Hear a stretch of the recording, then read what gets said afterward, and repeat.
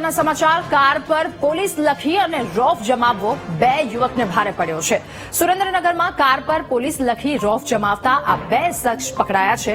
Bahuchar hotel અને ધોળીપુર bus station નજીક પોલીસની કાર્યવાહી।